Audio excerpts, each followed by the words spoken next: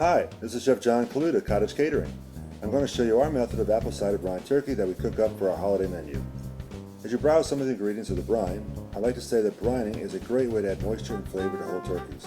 It's great for frying, roasting, and smoking methods. This is a quick outline of our method we use. For more detailed information, go to mycottagecatering.com for the recipe and explanation. The first thing you need to do is get a natural, not a kosher or self-basting turkey, and let it thaw in your cooler for about 2 days. You also need to allow yourself time to brine, which is an hour per pound, so you do have to plan ahead. After it's thawed, clean it well in fresh water until the water runs clear. Now back to the brine. As you can see, I'm starting with some apple cider, which really adds a nice flavor to the turkey.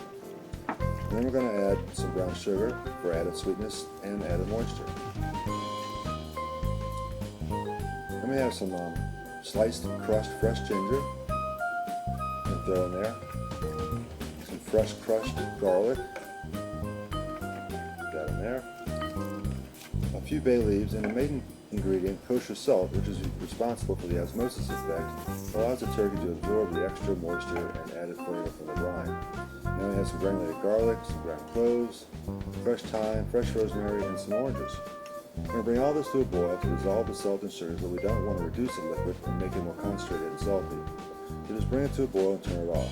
To infuse extra flavor, let it steep covered for an hour or so, and then uncover it and let it cool slightly before the next step. The next step, which is to bring the brine temperature down to below 40 degrees or below the danger zone where bacteria grow the best.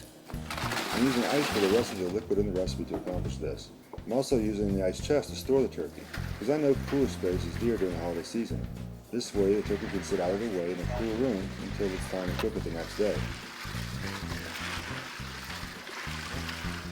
I'm also checking and calibrating my thermometer to make sure I get an accurate reading.